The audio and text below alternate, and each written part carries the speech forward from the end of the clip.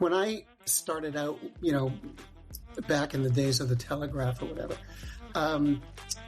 the company I worked for was a stringer company for ABC When News. you said telegraph, Yeah. I thought Morse code. No, that's actually what I meant. Did you mean that? You meant that was a purpose?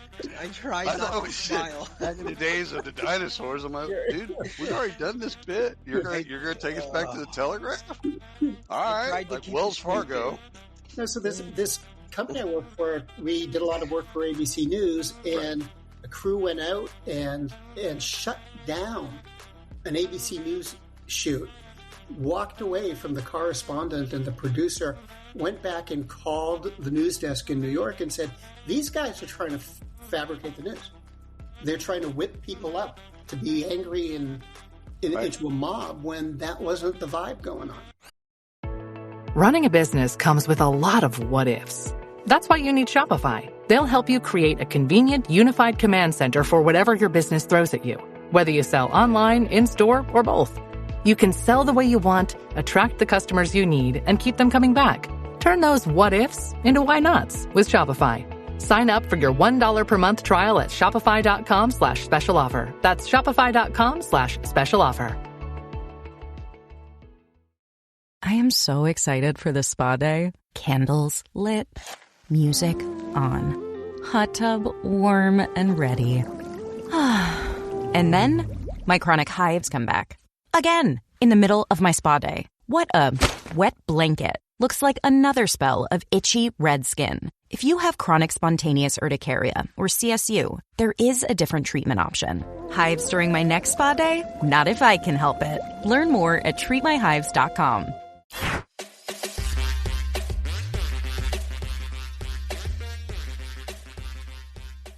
Ladies and gentlemen, welcome back to another episode of the You Should Know podcast.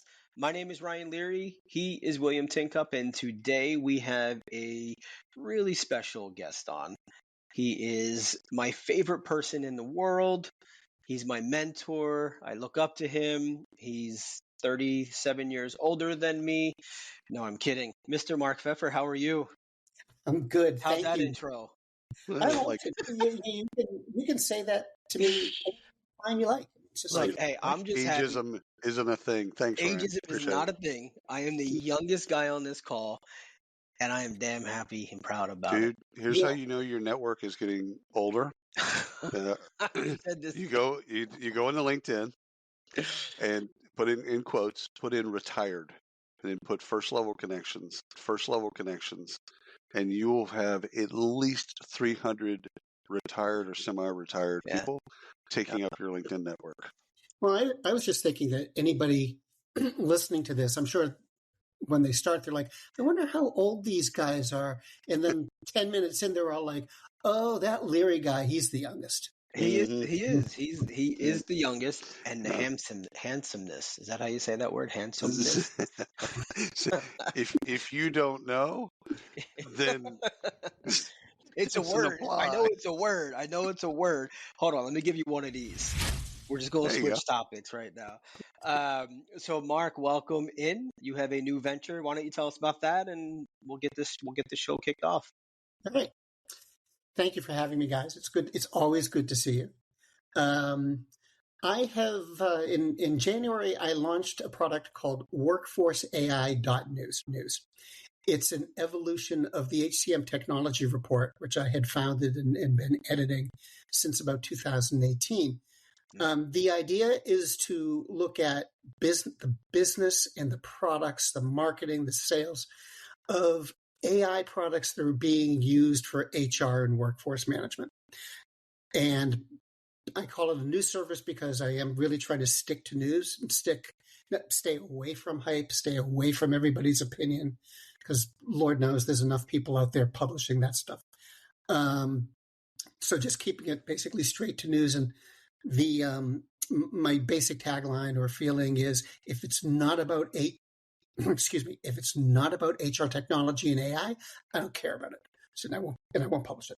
So what I took away from that, William, was he doesn't want our opinion.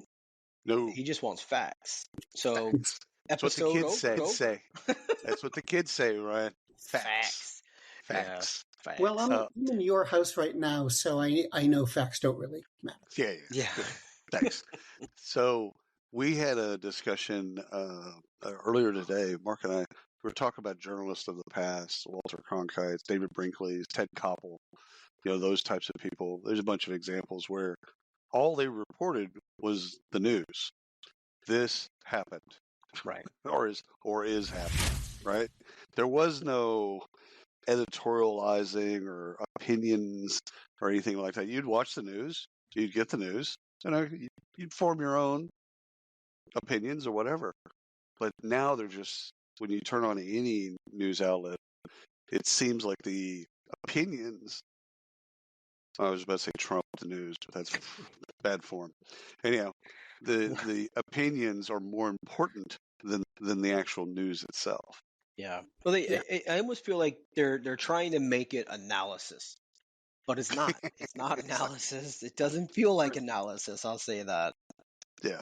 No, it's not. And when I started out, back in the days of the Telegraph or whatever, the company I worked for was a stringer company for ABC When News. you said Telegraph, Yeah. I thought Morse code. No, that's actually what I meant. Did you mean that? You meant that was the purpose? I tried not to smile. Back in the days of the dinosaurs, I'm like, dude, we've already done this bit. You're gonna take us back to the Telegraph? All right, like Wells Fargo.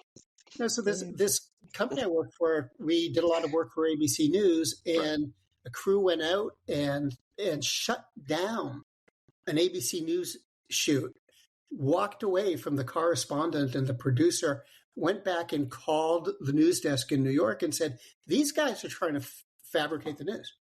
They're trying to whip people up to be angry and into a mob when that wasn't the vibe going on. So you even had the cameraman, and the technicians were as much thinking like journalists as the people on air. That's gone. Yeah.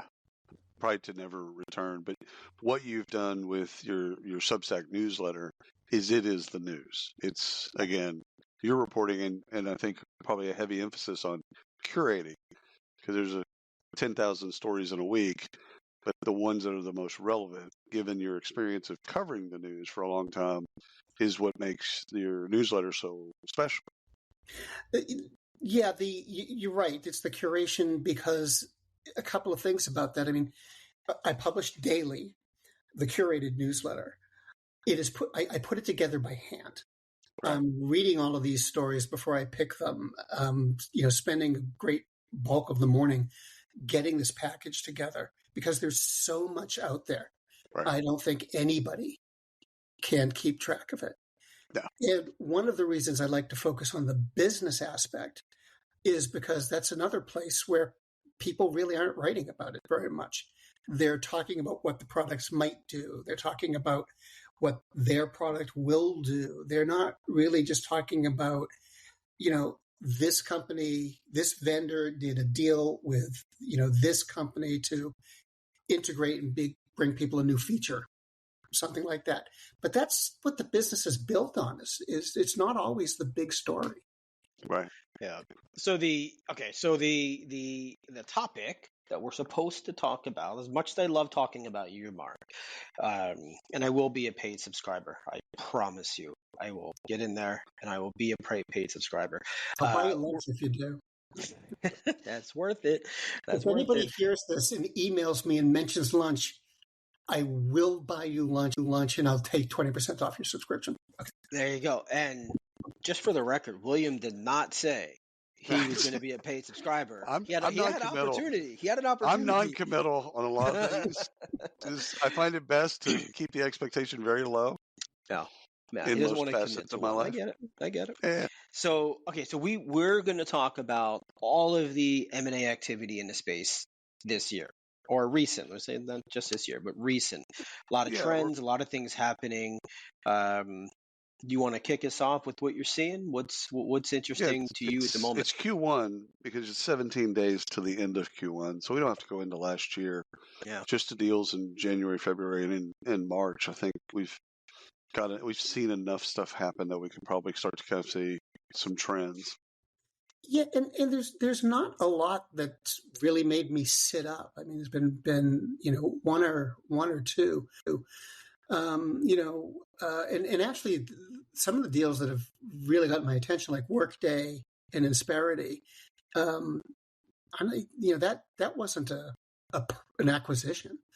I don't think that was more of basically a deal and a distribution deal. Right. Gets Workday into PEOs, but I haven't seen anything that's really like knocked my I haven't seen anything that has really knocked my socks off, and I'm thinking there might be a couple of reasons for that. I think one is the economy is perceived as squishy. Right. And somebody else can argue about whether or not it actually is. But I think that's making a lot of people want to just sit on their money and, not bring in a bunch more debt to their company. So what do you look for in a press release that announces a deal, or you're looking at Reuters or whatever, and you see something come across the wire and you're like, so-and-so acquires so-and-so? What in that announcement gets your perks you up a little bit? It can be a couple of things or a combination. One is the size of the deal. Right. If you have something like, Ultimate Software and Kronos, that wasn't a money deal. Right. But that level of transaction where you have two big players somehow getting into bed together, that's going to get attention. Another thing would be when a big player buys a really interesting smaller player. Right. An example of that might be Harvard's buying Pymetrics last year. Right. To me, actually, in some ways, the biggest question about that deal is, why didn't somebody buy Pymetrics sooner? Just an amazing company, really interesting, really smart people. Harvard's not the outfit that I would have thought would acquire them, but they did. It's a very smart move. And even when you look at somebody, like say, again, a Workday or a Kronos or a SuccessFactors, sometimes they do these little deals that are just really interesting because they sort of a hint that they're looking at some other paths that they haven't looked at before, or at least, taking a step toward putting real money into something that they haven't really, really put themselves into before. Do you care if terms are disclosed, or does it send you red flags for you if terms aren't disclosed? No, I think usually, unless it's a public company who's going to have to disclose it eventually, right. I think owners just don't like to do that, and VCs just don't like it when draws a lot of attention to them. And yeah, I mean, and if it's a big deal, it's going to be worth a lot of money. I mean, you can look right. at the target's revenue, and my rule of thumb is triple it. And that's probably about the size of the deal. So that'll give you a good indication. But again, a lot of it is just the fact that the big guys did something, even if it was small. Because I don't think large companies like to buy others usually. I mean, it's a lot of work to buy and integrate another company. If the plan is to integrate, like when right. it's 100 years ago, but when Taleo bought Verve, the plan was not to integrate. The plan was to acquire the customers. So they bought them for the Attract, and I can't remember the other product's name, and to move those clients over to Taleo. Yep.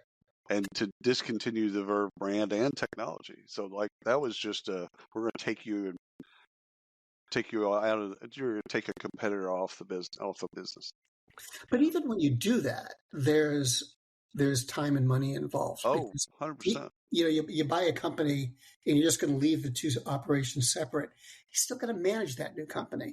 You still have to worry about compliance. You still have to worry about legal, all of those kind of things. So it might be in that case, the workload is going more onto the executive level. than the actual staff. But it's still something that the guys in the C-suite, or the guys and the couple of women in the C-suite, they're still going to think about is what's this mean for our team, and what's the impact going to be on the rest of the business. Yeah, so there is a company that likes to buy other companies that's pretty big recently, anyhow. We call them Deel, right? You've seen these guys in the market, right? So curious to get your take on these guys. So they picked up Xavi, and the other one was PaySpace, right? Is that what it was called? PaySpace. Curious to get your thoughts on that. William and I spoke about it, talked about it a bit in the last couple episodes of the Barf, which, if you're listening, is our Sunday show. Check it out. It's a great news show. Little biased there, but I think it's pretty good. But curious to get your thoughts on that. I think the second deal you mentioned with the payroll is I think it's the smaller deal, but it's kind of interesting to me, just because I don't believe Deel had been really into that aspect of HR before. It seems to me it's an arms race to do global payroll for not just employees, but to do it for contractors as well. Basically, how do you get people paid in Zimbabwe? Okay, whether or not you work with them as a contractor or they're as an employee, etc., it's extremely difficult. What is there, 196 countries or whatever it is now? They keep adding them. So it's hard for me to keep up with all of them. I only care about 7 or 8 of them anyhow. But the thing is how do you get money to those people? And with contracting and with the rise of the kind of freelance nation and all that stuff, it's like, okay, how do I get? I remember, Ryan, we did a show. We did an event it was during COVID. And we had a gal on that was a speaker from Nigeria. And getting her paid was damn near impossible. Like, we had to pay her cousin. What was her name? I'm not making this stuff up. Yeah. We had to pay her cousin because her cousin had a Zelle account or some type of account. Yeah. This wasn't a Nigerian prince. It was a real thing. No. She's a sorcerer. Yeah. So I think Deel and companies that are like Deel, so I mean they raised $500 million. So VCs and the market sees the opportunity of, okay, we've got to transfer money from one place to another. How do we do that in a more seamless manner? If it's also having benefits and other additional services attached to it with employees, great. If it's just, I need to get money to a contractor that just did this thing, you can go through platforms and do platform work like we've used Fiverr and things like that. Like, you can go through a platform and the platform has already got that stuff worked out. But this is a contractor that wants to work with you. Well, and I think that This episode is brought to you by KPMG. Making an impact is how KPMG helps make the difference. KPMG applies advanced tools and strategic thinking to convert data into actionable knowledge and deliver value by improving performance through transformation, modernizing processes with technology, harnessing the power of data, navigating complex M&A transactions, and enhancing trust among stakeholders. Go to kpmg.us/advisory to learn more. KPMG. Make the difference. A message from McAfee. Wondering why the post office is texting you, or why you owe thousands of dollars in toll fees? Because someone's trying to scam you. The good news? McAfee can help. With McAfee's award-winning scam detection, it's easy to tell what's real and what's fake over text, in your inbox, and online. If they're you want a free gift. Seriously? If they're faking it, they're not making it past us. Get award-winning scam detection today. McAfee.com/keepitreal. Payroll or contractor payment, let's just call it payroll across the board. It's becoming more and more complicated for a whole lot of reasons. Compliance is the first and the most obvious. Then you've got to worry about exchange rates and all of that kind of stuff. And then the fact that the workforce really is global. I mean, you're going to hire people in more places, some of which you're probably not really familiar with, but you do have to make sure that they get paid. And the compliance in that compliance in that region, right in that area. That was the interesting thing, or the big thing with PaySpace, which is the company they acquired. They're in 50 different countries currently. They have the infrastructure across 50 different countries and 6 continents, I think it was. They're tracking towards, and they want to be in 100 countries. That's their goal. Don't ask me this. 7, right? You talk about acquisitions, but I think there's going to be a time where all of these different payroll companies are going to start buying each other. Oh, 100%. Yeah. 100%. It hasn't happened yet, but the other thing that I've seen so far, and I want to get your take on it, is companies, again, whether they're big or small, buying AI companies. So we've seen a rash of these things from January on. That, like, pretty much every week, there's some little AI company getting bought. And I don't know if that's just an acqui-hire or they have a different bit of AI and they're just buying the tech. I don't know, but I have seen a bunch of them happen. I don't know if you heard it, but as soon as you asked the question, my dog like howled.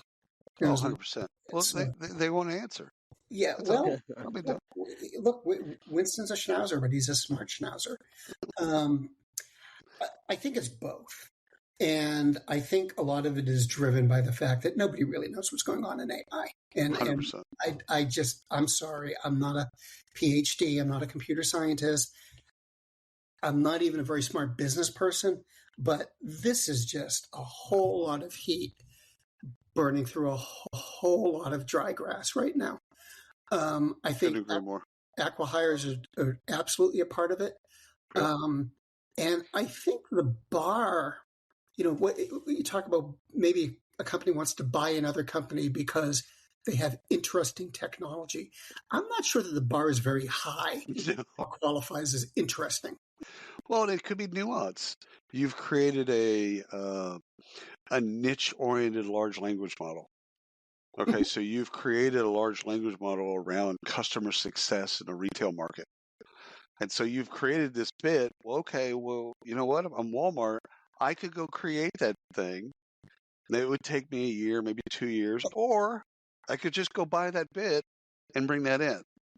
Well, it makes sense when it's nuanced like that. The company that you're buying, if they haven't thrown something out into the market already, so they have some data, they have some experience with how it's working with actual customers.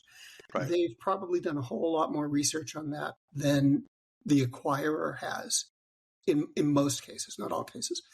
So in that case, you're buying the technology as well as the expertise. But I think a lot of this, so much in AI right now is throwing stuff against the wall to see what sticks. And I think a lot of these acquisitions sort of fall in the same category. We don't know what's going to happen with this, but it's kind of interesting right now. And if it does take off, we want to be there. So let's buy the company. Do you remember, can you remember back to like 97, 98, 99 and how people talked about the internet? Yeah. Right. So there was people before that were on a version of the internet, message boards. They were on a version of, but not the modern internet, not with the browser ICQs of the world. Right. Yeah. So but people were talking about this type of stuff in the same way as AI. It just seems like it's happening faster. It is, and I think it is faster. My first job was with Dow Jones in their first. Excuse me. In their first electronic newsroom in 1984. Yeah. I think you should bring Winston on the podcast. He's clearly. You guys mind if I just? Not at all. You guys, we'll just talk with ourselves, Mark. Go ahead. Well, Ryan, you went through an acquisition when you were at Connexa. Yeah, we did. Yeah. How was that process for you as an employee? It was awful. I'm not gonna lie, it was awful. I drank the Kool-Aid at Connexa. I was Connexan. I was Connexa for life, 100%. In fact, and Rudy if was easy to follow. If I could turn my camera, I would show you. I literally have, they're like 3 foot by 3 foot squares Yes. of the Tenexes. I have 2 of them here, which was our branding effort that we did way back then, and which is ridiculous. And I still literally have them sitting here in the corner. Part of this because I don't clean. Second is I actually like it. It's got color, and I can get rid of the gray walls and catch up to you.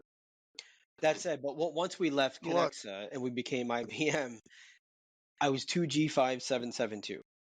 So I went from a person to that was my serial number, and it was awful. But Mark, to your point about the acquisitions, what were you saying? Can I go back to Dow Jones for a minute? Because yeah, sure. Yeah. Leave the conversation, then come back 84. And change the subject. Go for it. Yeah. The first electronic news desk. It was the first. He used the @ symbol. Yeah, exactly. This was before the @ way before that. This is a dot matrix printer. This is when he was talking to Al Gore about creating the @ symbol. That's right. Or even Teletype. Me, Did you do Teletype? Did you read the Teletype? We had them in the newsroom. That's actually the way at the time that the Wall Street Journal printed the paper every night, 18 different plants. That's right. That's right. Was by putting everything out on the Teletype. And they didn't. And Bloomberg hadn't created its. He hadn't created that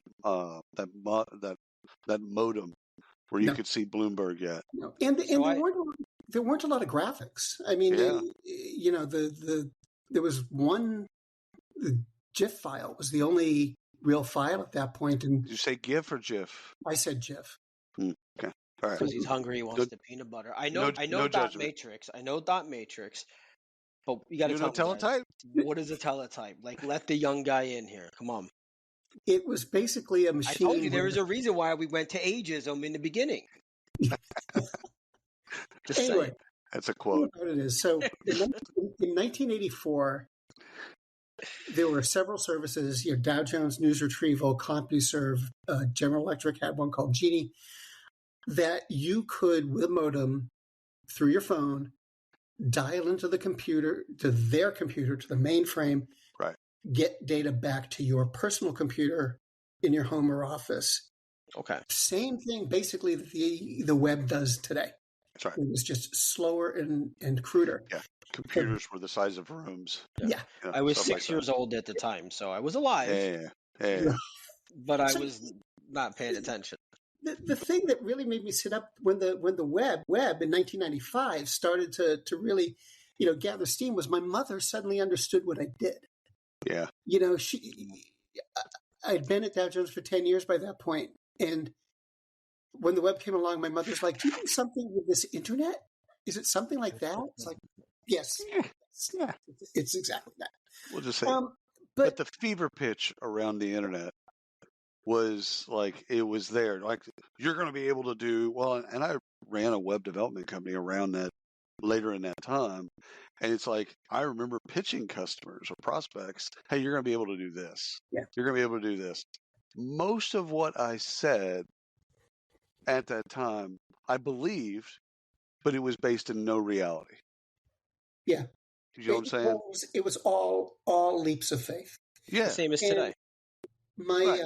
I remember sitting in the newsroom one day, and there's a vice president of Dow Jones. America Online had just come out, and so I'd signed up for it. And the cool thing about AOL at the time was you put the disk in, you said sign on, and it just signed you on. Okay. And you've got mail. It was great, and it did in one step what you would need. It replaced 2 or 3 steps that you would need to get onto a CompuServe or something. Right. So I showed him this, and he looked at it, and he's sort of shaking his head, and he goes, "We don't have to worry about this because we're Dow Jones, and customers will always beat a path to our door. We don't have to worry about being easy to use." This guy's an incredibly smart guy, and he was completely wrong. Well, Gates was wrong about the internet for years.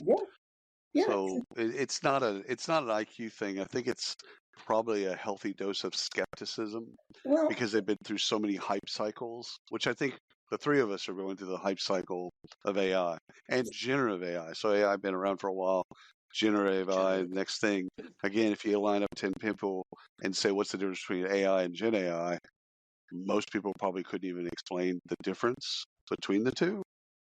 So we're in that hype cycle, and so we're not cynical.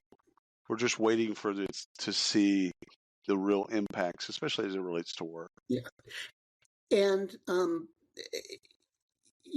don't forget also that AI sort of had some momentum in terms of buzz, because people have been calling things AI for 7, 8 years. Right. I mean, machine learning.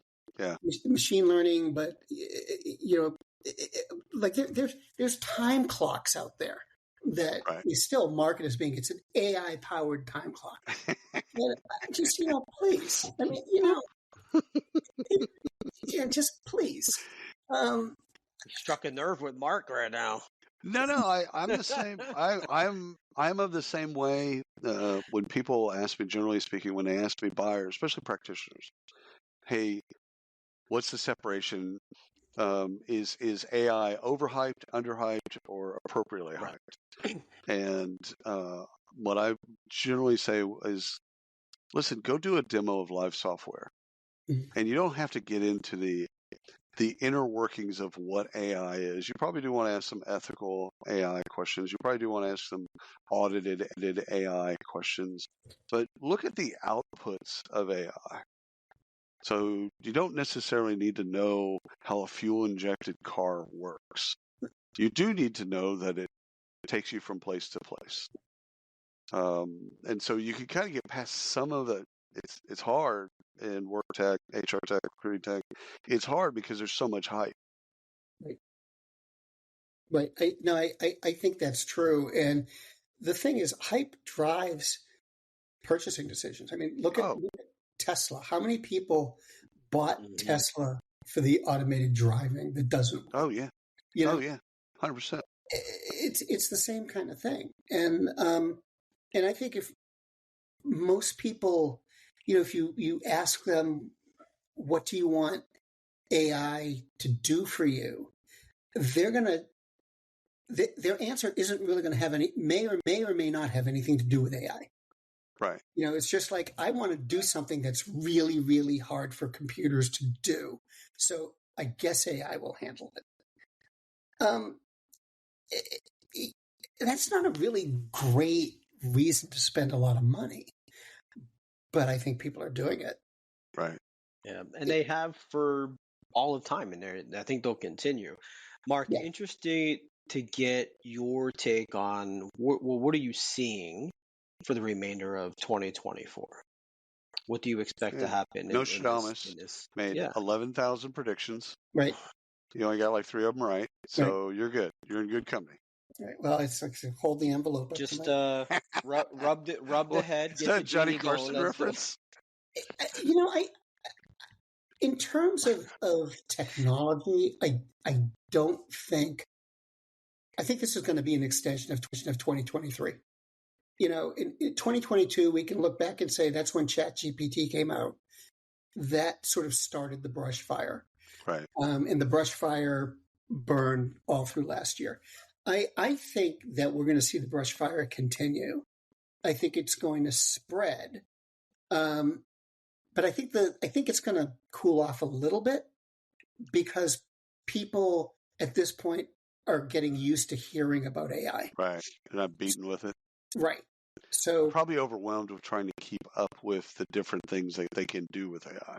Yes. Yeah. And it can and can't do. I don't think anybody's done a study yet of like how many people have purchased AI solutions for the wrong reasons. Oh, 100%.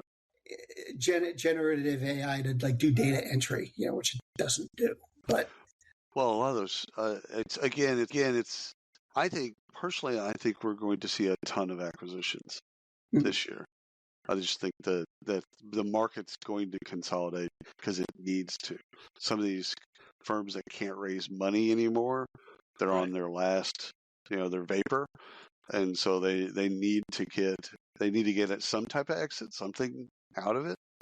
So I think you're going to have, I don't know, fire sale, but I think you're going to have a lot of acquisitions that are going to be kind of must be acquired. Yeah. But you add that to the ones like Deel, or what Anderson did with was it Udacity, Brian? Udacity. Oh, They yeah. bought, so Anderson consulting firm buys a learning management company to teach AI to its employees and customers. So okay, now that's actually kind of interesting what they're going to do with that. We'll probably never know what they actually do with it, because it's going to be they'll be going to be using it with their customers. Right. But so it won't be publicly facing, but it'll probably make them better consultants. Yeah, make them better consultants, and it'll extend the life of their customers as well. Yeah. Good point. I think, back to the business. They saw an opportunity in learning. Right. Yeah. Enough of an opportunity to want to buy a platform.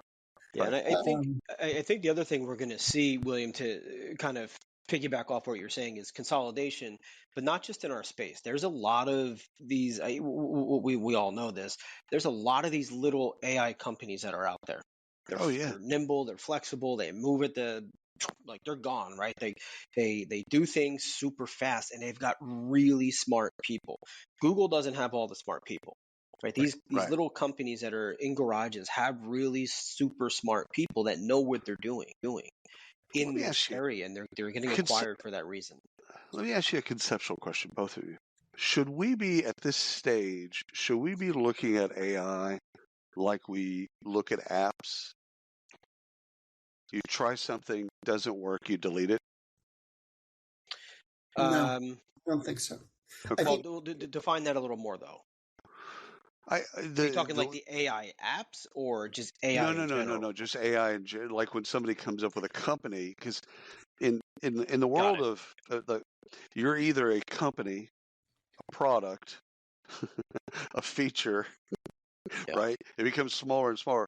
So sometimes these companies come to market as really a feature, but they come as a company. So you have to discern this as an investor, or otherwise you have to discern: is this a feature? Is it a product? Is it a suite? Is it a platform? Yeah. Is it a company? Like, what actually is this? I know it's a company name. I got that part. I got the URL, and I looked at the copyright at the bottom. It's a company, but is it really a company? And so that's what got me to think about how we used to, probably still do. We'll try an app.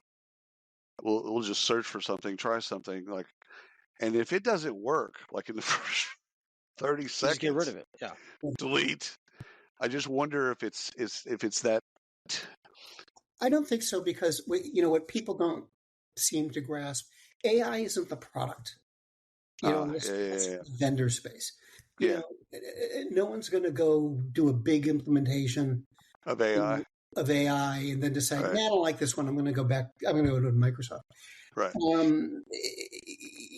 It's people ultimately, the end users are going to judge the product, and I don't think they care about the technology. I don't think they should care. I'll even go further. They shouldn't.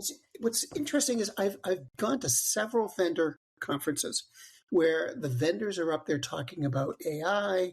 They're talking about their product roadmap. They're all excited. And then they say, oh, by the way, we've added this new feature that lets you upload 3 spreadsheets at once.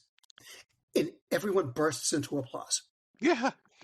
That's what gets the user excited. Yeah. Right. Helps them. Yeah. I was at a Ceridian one years ago, and David said he was doing a presentation. He was actually in the software doing a presentation, and he goes, what's really interesting is we have a lot of payroll clerks and people that manage payroll. They want to be able to, they're in, and they see a diagram, or they can run a pie chart or whatever the bit is, and they would screenshot it. And then they have to then put that in PowerPoint. Right. He said, we just added a little button up at the top, and it just says, create PowerPoint slide. Yeah. And like the entire room of analysts was like, oh, that's dope. Like that's, I mean, first of all, the fact that you took out all those steps for those poor people that had to go and do all that stuff, that you just hit a slide, it creates a slide, it's off the side. That's it. Yeah. Like, now, did AI do that? Did some other thing do that? No one cares. It just But does Should it. care. Today they would roll that out under the banner of a new AI feature. 100%. You know? 100%. Well, if it in the background rolled up a report to you that you could connect the dots that you couldn't see, right? And said, by the way, you might not know that this is happening. Bloop. And then now you can make a PowerPoint slide out of that. I'm okay with that because I do like the fact that AI, with its combined intelligence, can see things that we can't see in theory. No, that's not theory. That's actually fact. All right. If it can render something that I can't see, I'm down. I'm down to consume that whatever that is. But I don't need to know how the zeros and ones work. I was going to say, but yeah, what's cool to you at that point is that it rendered this thing. Right. You really don't care that much about how it does it, and zero given. Yes. It makes sense. Look, we're all in the HR tech industry, so we care about not just what the product does, but how it does it.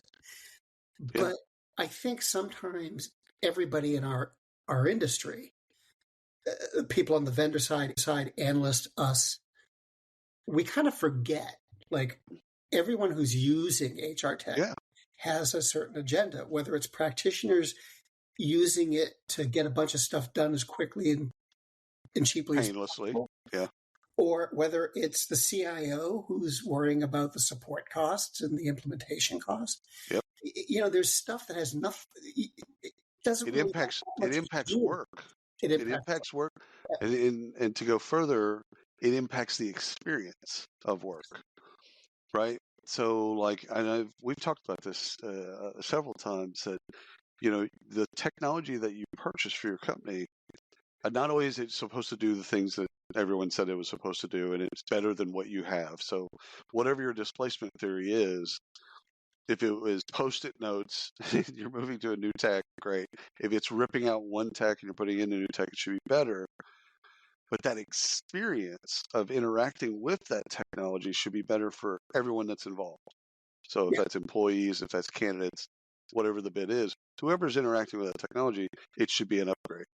Yes.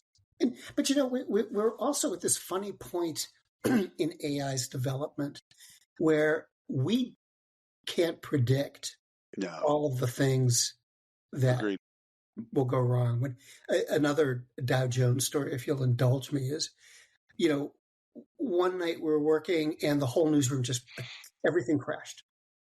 And we found out that the service was inaccessible to users. And they called all of the data people in, all of the director, everyone was in. It was a big deal.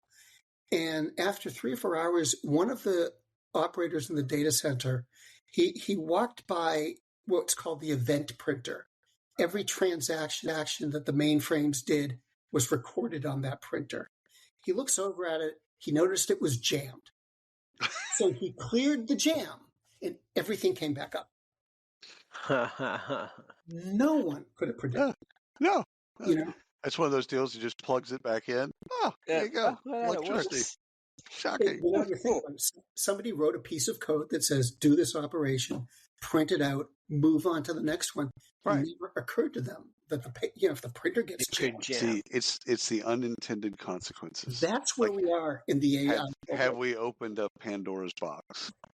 And we're going to discover all of these things. It's similar back to the internet story. We discovered a whole bunch of things with the internet. Yep. Yeah, and we're still discovering things with the internet that probably unintended consequences, right? Yeah. So, Ryan, you want to close us out? You brought us in. Yeah. Thank you all for listening. Mark, thank you so much for coming on. It's nice to see you once again. We will have to do lunch, and I'll take you up on that because I like to eat. But if you're subscription list. Yes. If you're still listening this deep in, that's fantastic. Like us, love us everywhere. If you see us out there, say hello. We'll see you next time.